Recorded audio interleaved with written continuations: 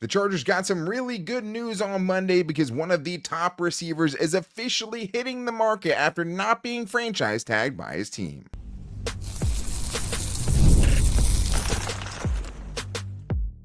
You are Locked On Chargers, your daily podcast on the Los Angeles Chargers. Part of the Locked On Podcast Network, your team every day. What is up, and welcome into the Locked On Chargers podcast. I'm your host, Daniel Wade, joined as always by my co-host, David Droegemeier, and we've been covering the Chargers now for 9 seasons together, but this is our 7th year as the host of the Locked On Chargers podcast, bringing you your team every day. Thank you to the everydayers out there for making us your first listen, and make sure that you never miss the show. Go subscribe or follow for free on the Locked On Chargers YouTube channel and listen wherever you get your podcast from. David, what do we got today?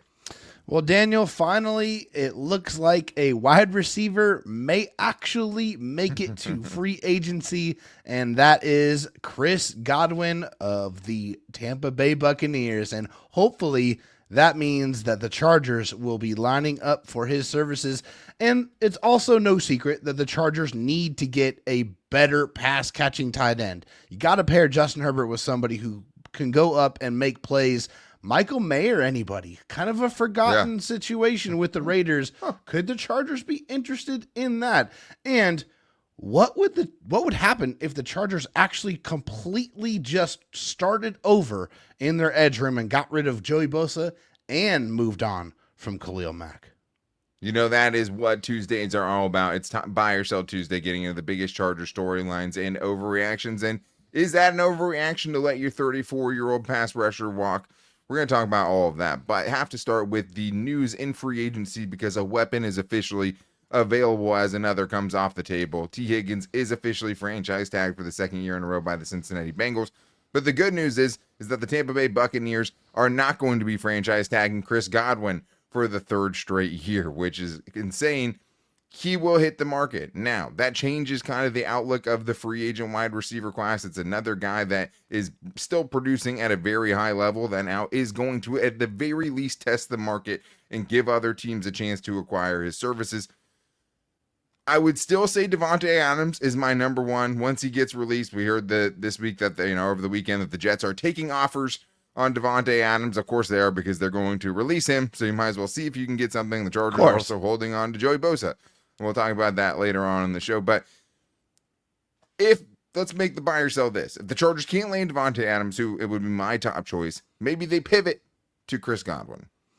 Yeah, I mean, I have to buy it. I think when you look at the wide receivers that are around and guys that could fit in and actually step in and make a difference, I think Chris Godwin is definitely at the top of that list for me. Yeah, he's a little bit older. He's 29 years old. And yeah, he only played 7 games in 2024, but man, was he off to a absolutely torrid pace. In those, 7 games, it was 50 receptions. 50 receptions in 7 games is unreal. 576 yards and 5 receiving touchdowns. I mean, you multiply that. I mean, that's pretty close to 1,500 plus receiving yards he was on pace for. He was playing with his hair on fire. And unfortunately for Chris Godwin, obviously, his season got cut short. He did dislocate his ankle, and that ended his season. He did have to have surgery on that in October. But hopefully, he's ready to go, and he is fully healthy, and he's ready to hopefully join a new franchise. Yeah, I think obviously a serious ankle injury like that is going to at least, make you cautious about what you're signing this dude to. And I would say that it was the first time he had missed more than 3 games since 2020. So it's not like he's missed huge chunks of seasons, but does have a history in the past, missing 2 games here, missing 3 games there. But he's still a top flight weapon, a guy who's still producing at an extremely high level. And those just aren't going to become available to you, as you've seen with a guy like T. Higgins. Different situation, an older guy, but still a guy producing at a really high level. A passer rating of 127.5 when targeted, still 10th in the NFL in yards per route run amongst any wide receiver that had at least 50 targets last year. ESPN really loves him with their advanced metrics. He was 10th in catch rating, 7th in yards after the catch rating, which I think would surprise people, and 24th out of 116 eligible receivers in the ability to get open for a 5th overall grade. They really like him. Pro Football Focus still around the top 10 to a top 15 receiver in basically every metric that you see there. I think the bigger question is he's known as a slot receiver. That's where the kind of contention comes in with this, because I would buy that the Chargers should be interested. You could have a chance to put a need off a little bit, and most importantly, not have to feel like you need an impact player at wide receiver in this draft class that you have to take early. To ask that of a rookie wide receiver, like we saw in the case of a Quentin Johnston, even when he had a couple of talented guys ahead of him, is really tough to do, and puts you at a situation where you better hope that guy can provide, because even if you take one early, it doesn't mean they're going to produce. Now, the difference between a Chris Godwin and maybe some of the other slot exclusive guys that we've talked about and potentially wanted to stay away from, he's actually shown the ability to do it outside of the slot. He has at least 3 seasons where he's played less than 36.4% of his snaps in the slot. Whereas Lad McConkey playing close to 70% of his rookie season. You don't want to mess with that too much. And there's certain issues that Chris Godwin's not going to help you with, as far as, explosiveness down the field, being a legitimate deep threat. But as far as a guy that can go outside and win his one-on-one matchups and also play in the slot, and you can move these two dudes around, he is adding a weapon that has been effective with multiple different quarterbacks. And now, before last year getting hurt, had a 1,000-yard season in 4 of the 5 seasons before that. So this is a top-flight weapon. They should be interested. Now it's more about, okay, well, what is it going to cost? Because now that T. Higgins has been franchise tagged, now he sits there at the top of the wide receiver market ready to get bid on.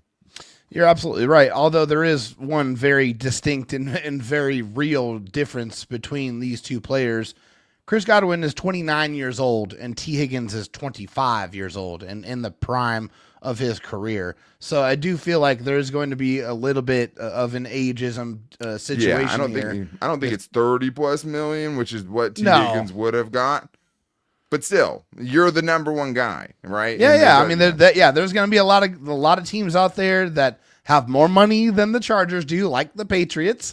They have 120 million in cap space, which is unreal. Yeah. Basically, if the Patriots want whatever player is out there, they can throw as much money as they really honestly want to at that player to secure their services. But also, they're going to have to sell that player on the vision of being able to compete very early on with Droegemeier, a quarterback that really did not have a lot of weapons. You're going to have to say, hey, Mr. Free agent, I am going to sell you on the fact that I'm going to give him an offensive line. I'm going to give him other weapons, and we're going to be able to win games very, very quickly.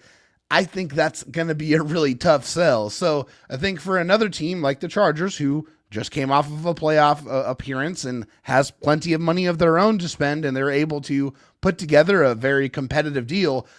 Also, with the additions of the Bolt and that state-of-the-art facility, I think that might be enough to push a prospective free agent over the edge. It could. I think especially if you're, if the decision comes down between you and the Patriots and the money is similar, sure. He's 29. There's a good chance this is the last kind of bite of the apple that he's going to get. This is the last bigger contract that he's going to sign, and he's probably going to want to make the most of it. Also, the Bucs, per Jenna Lane, who reported that they were going to franchise tag him from ESPN to begin with, says that they're still going to try to re-sign him. It was just unfeasible to try to franchise tag him for a third time and have to pay 144% of what the franchise tag rate is going to be. It's up there. I think the hard thing with this is, although the Chargers do need another weapon, right, and he fits that bill, and you could take him and then draft a wide receiver to also grow into something because he is an older receiver. His timeline probably doesn't fit on the Droegemeier timeline because the Patriots probably aren't going to be a playoff pushing type of team this year, to your point. But I think for the Chargers, the timeline works out a lot better because you don't have to feel like you need a first round wide receiver. You can get a guy that you really like throughout the draft somewhere and let them potentially grow into a role while you get Chris Godwin on a 2-year deal, maybe a 3-year deal, depending on what that's going to cost. But I do think that him just being a slot and not being good for the Chargers potentially is an overreaction, because I think you add him, you're definitely getting more firepower, and you could maybe add some juice or some deep kind of threat in the draft and kind of complement it that way. But maybe there's another way the Chargers could find a weapon, because a division rival just put somebody we were very high on in the draft on the market, and the Chargers could potentially find their new tight end of the future with Michael Mayer. We're going to talk about if that makes sense and more in today's Locked On Chargers podcast. When the game tips off, the NBA action is just getting started, and there's no better place to get in on it than FanDuel, America's #1 sportsbook. With FanDuel, you can place live bets throughout the game, so even if you miss the opening tip-off or you just want to bet on a fourth quarter comeback, you can stay in on the action. And if you're looking for a bigger payout, you can even combine your live bets into a same-game parlay. I love using FanDuel's live betting features because it keeps every moment of the game more exciting, whether I'm backing my team for a late-game rally or picking a player to hit a clutch three. And tonight, I'm looking at the Lakers, who have been hot after back-to-back games, winning against the Clippers, which is always great to see them, picking on little brother. Now they have the Pelicans at home after a night off, and they're 8.5-point favorites. I like the Lakers tonight. And right now, new FanDuel customers can get $150 in bonus bets if your first $5 bet wins. Just visit FanDuel.com to join today. That's FanDuel.com for your shot at $150 in bonus bets. Make every moment more with FanDuel, the official sports betting partner of the NBA. David, let's continue getting into these buy or sells, and we have a lot of good ones today, including some more news that came out on Monday, which I find incredibly intriguing. This one is very interesting to me, especially because of the pre-draft priors and all the things you're told to stay away from. But then some guy you like comes available, and this is really what I wanted to talk about here, because the Chargers need a tight end. How they're going to get it has become really unclear. If you don't get the kind of top guys in the draft at 22, if you wait and some of those other guys start going earlier than they think they will in the second round, then you put all your eggs in the draft basket and nothing ended up happening. So I think they should be exploring all options before the draft too, which is where this one gets interesting from Matthew, who says, the Raiders are trying to trade tight end Michael Mayer. Buy or sell, the Chargers should trade for him. So we've talked about it. Exhaust every option. And Joe Ortiz, to his credit, in year one, that's what he did. Made trades for Taylor Heineke, Elijah Molden.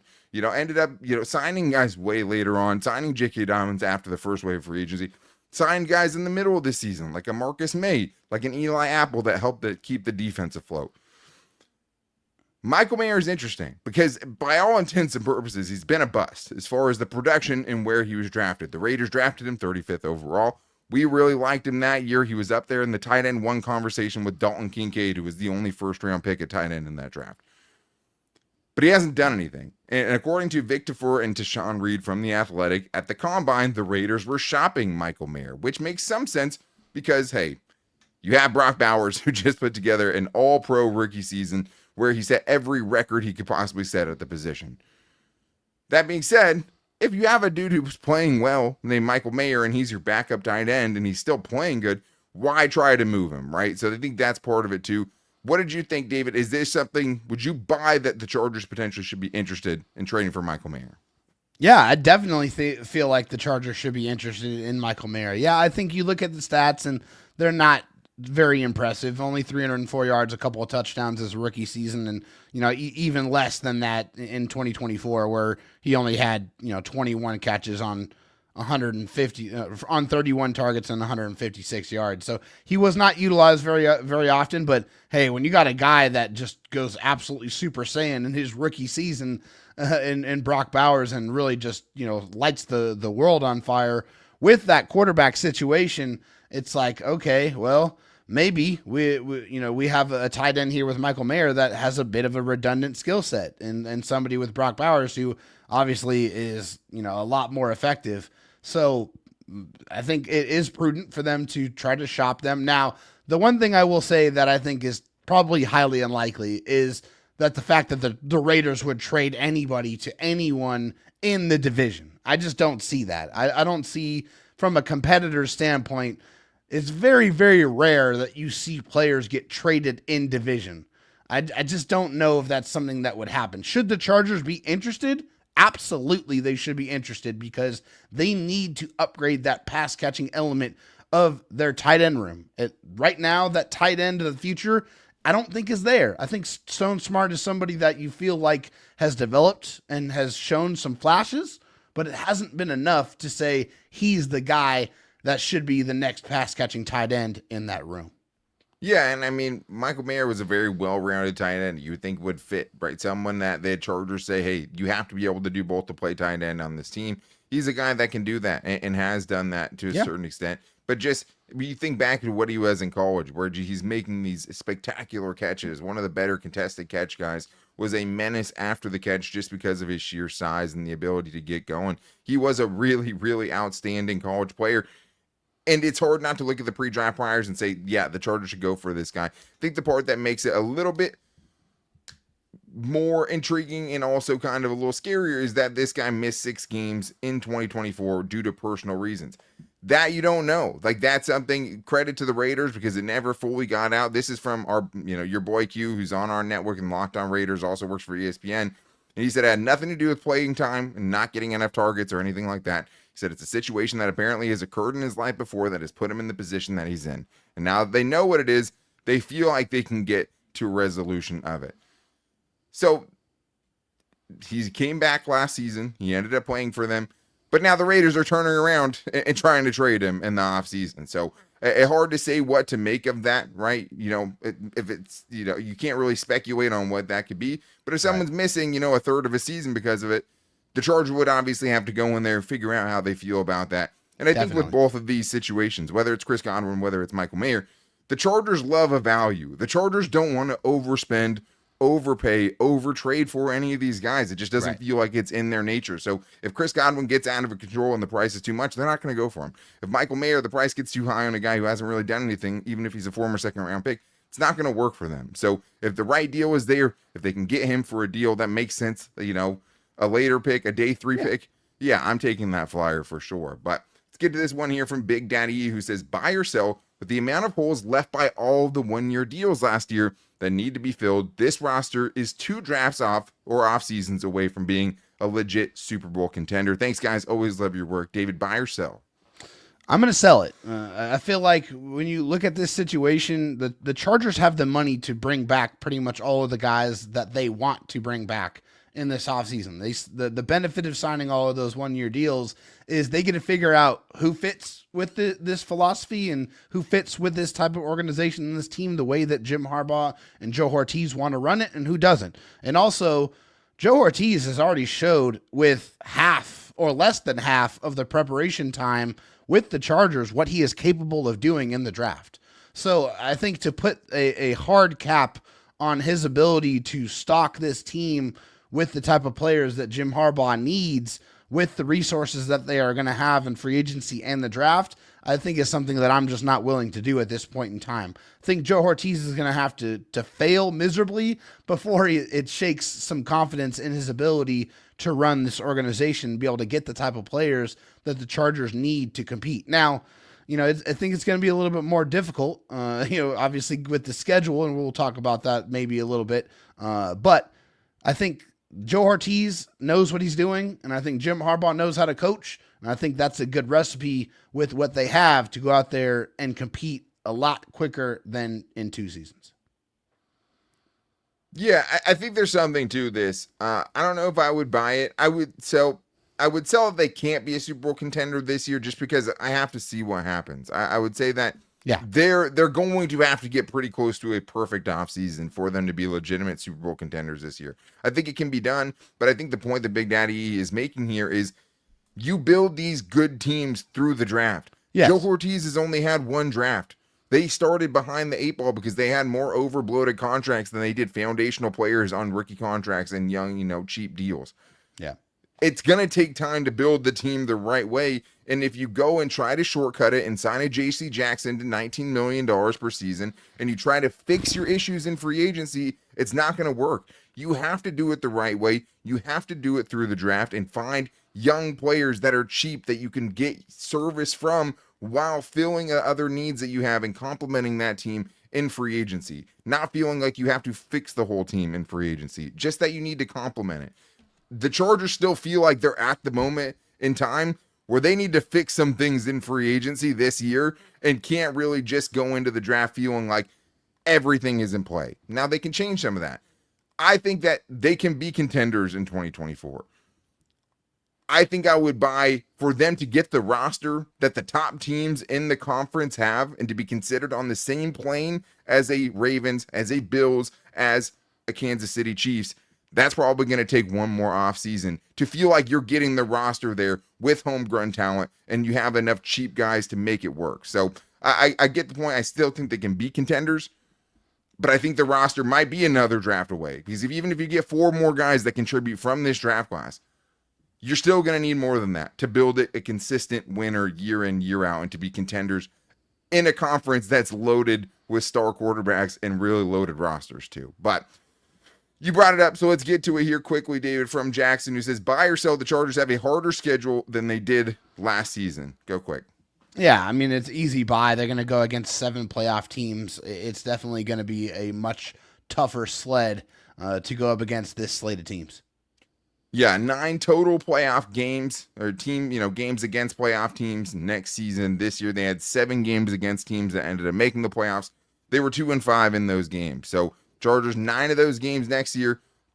Broncos, up and coming team. The Raiders should be less of a clown show this year with Pete Carroll. We'll see what they do at quarterback.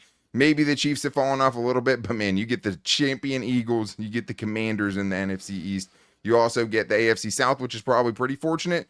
But also, it's going to be a really, really tough schedule. Some of these teams won't be as good as we think they are. But, man, it's hard I can feel like I can say pretty definitively it's going to be a lot harder than the slate that they had last season. But we still have more to get into, including whether or not the Chargers should just let Khalil walk, or if that is a big-time overreaction on a buy or sell Tuesday. We're getting to that and more on today's Locked On Chargers podcast.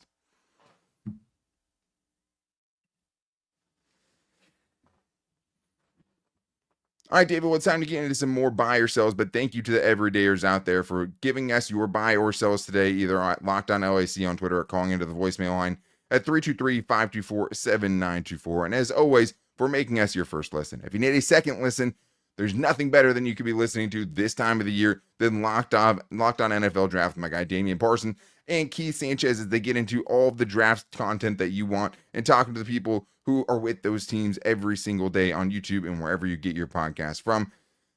Speaking of voicemails, we have a big time overreaction from a Thier, which I kind of don't think is crazy, but it's definitely going to sound crazy. Daniel, David, this is your boy Thier. I love you. Buy or sell Tuesday. It's time for the Chargers to move on from the edge room and go young. Truly needs to be the guy and build around Truly. Draft edge in the first round if you have to. I'm buying that the Chargers need to go young and fresh. What do you got to say, my boys? Thank you. Love you. We've talked a lot about the scenarios that could happen in the edge rusher room. I still think the most likely one to me is that Khalil Mack returns. That's been what the kind of buzz has been, right? There have been teams that have shown interest. I think the last report was the Bears and the Buccaneers have both, interest in what Khalil Mack brings to the table. There's going to be teams for sure that want him. But we haven't talked about potentially just letting him walk, right? And not wanting him to come back, which, like I said before the voicemail, in a vacuum, if you were to tell me, hey, there's a guy on your team that doesn't live up to his contract and has missed way too many games and he's going to make $35 million and you want to release that guy, okay, that sounds pretty reasonable. Also, you have an aging player who went from 17 sacks to 6 sacks in 2024, and he's going to be 34 years old right now, and maybe you should get younger and move on from that player as well.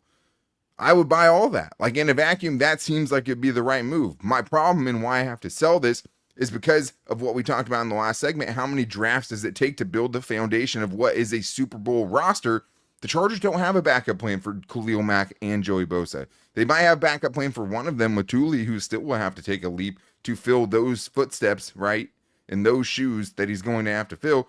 But who's on the other side of him? Bud Dupree. And I think, yeah, you could go edge rusher in round 1. But I think, David, the problem with that is I think the whole point of free agency and what you're doing right now is so that you don't have to pigeonhole yourself into being like, okay, well, whoever is there, even if 6 edge rushers have gone off the board in round 1, we have to take edge because that is easily our biggest need. Yeah, I think with Khalil Mack, he's the type of guy that, really brings that physicality and toughness type of element to the Chargers defense. I mean, he's one of those players. And yeah, he's 34 years old, but he's still an elite run defender as well. And I still feel like he gets the job done. And I just, to your point, I just don't know if the edge room, actually, I know that the edge room is not in a situation to where that they can withstand both of those losses, whether it's Joey Bosa and Khalil Mack both being gone. I love Thule. I think a lot of Charger fans do, but the fact of the matter is he's had 2 seasons where he just has not been able to completely consistently put together a full season's worth of work. He's disappeared in a lot of games. And he's fallen off at the end of both seasons, I Yes. think is what you're saying there, right? Yes, exactly. So you just need to see that complete. And yeah, he hasn't really got that opportunity yet.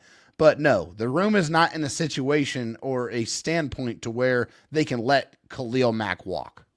No, you have to do what you can to retain him and then still potentially, right, build the future of that room. Because the reason that you're in that position right now is because prior regimes, and even, the Chargers didn't draft an edge rusher last year either, didn't have the foresight to build it and look at what the world was going to look like in a post Joey Bosa, Khalil Mack world, which is what the Chargers at least face some percentage of having to see this offseason. But let's get to this next one here from Paul Koo, who says, buy or sell, even if they lose Mack to free agency, they will still cut Bosa. He's not a reliable player, and you're better going younger and cheaper.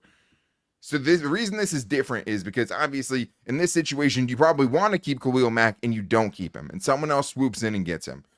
Does that mean, okay, well, now we only have kind of one big name edge rusher that we need to hold on to him, even if he's going to have an exorbitant cap number that he'll never be able to live up to? Maybe he can get close to that, right? And he's obviously the best option that you have.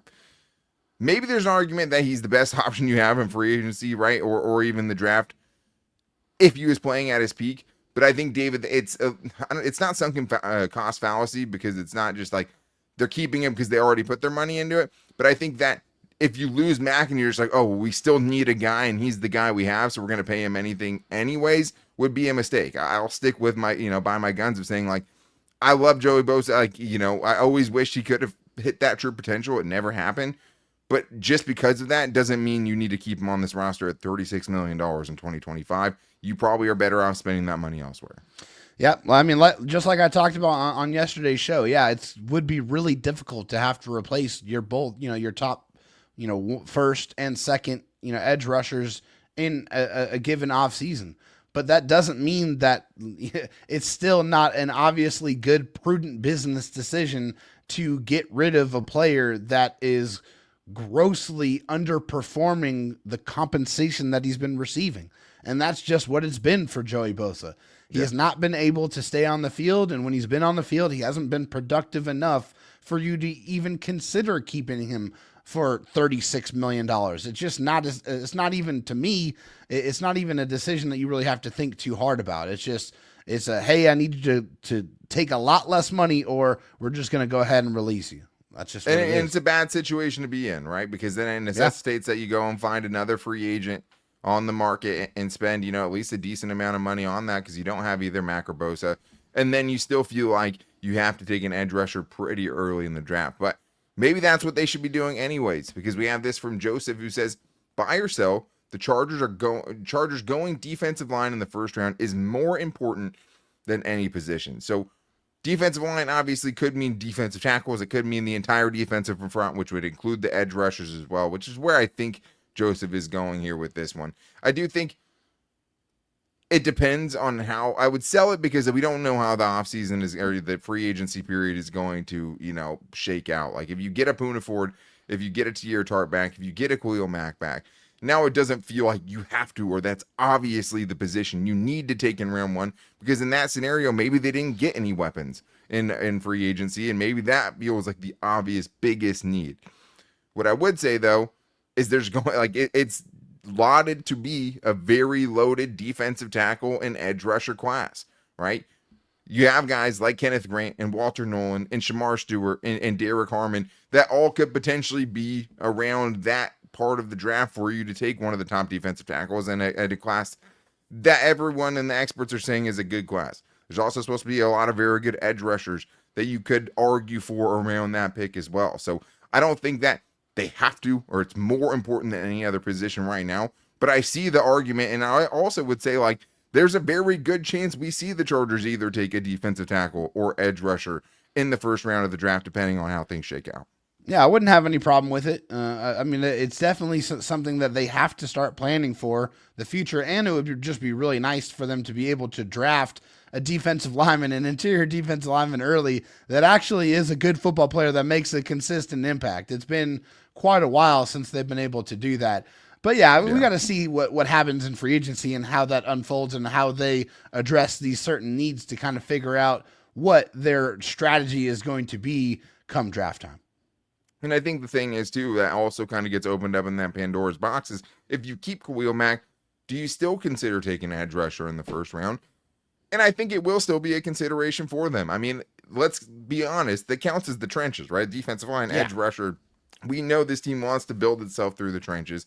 We know that that's always going to play a factor. And even when no one thought it would last year, the Chargers end up taking Joe Alt 5th overall.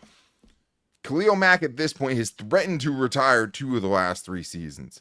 It would not surprise me at all if they tried to make up for what the prior regime didn't do, right, or didn't do enough of, just having Thule, who obviously feels like a very good pick in the second round, but having to find the next guy, finding the heir apparent. But that still comes along with, hey, please come back, Khalil Mack, so we can plan for what the future at that position is going to be. And even if you get Khalil Mack, there's nothing wrong with trying to just build as dominant of a defensive front as you possibly can, especially after seeing what the Eagles did to the Chiefs in the championship game, right? The Super Bowl championship. Yes. So you want to build it. There's an argument, hey, just load up on as many defensive front guys you can. Obviously, it worked for the Eagles, but I don't think right now it's the obvious, clear number one need going into the draft, not knowing what's going to happen in free agency yet. But free agency is right around the corner. We only have a few days left, and I believe we're going to get some news this week on the Chargers re-signing some players. So to make sure you don't miss it, go subscribe or follow for free on the Locked On Chargers YouTube channel and listen wherever you get your podcast from, as well as finding the show every day on all of our social media. You can find us on Twitter at LockedOnLAC, on Instagram at Locked On Chargers, and our Locked On Chargers Facebook page. You can also find the show every day on my Twitter at Dan Talk Sports and David's at Dro Talk SD. As we ramp up and talk about our favorite free agents for the Chargers until we get to when this legal tampering period starts next week, and we see things start to fly with the Chargers potentially. We'll know with Joey Bosa probably by the 3rd day of the league year when that roster bonus kicks in. So we'll know some things, and it's all going to start happening very, very quickly. So make sure you're with the only Daily Chargers podcast out there. Make sure you guys are back with us tomorrow. But until then, take it easy and go Bolts.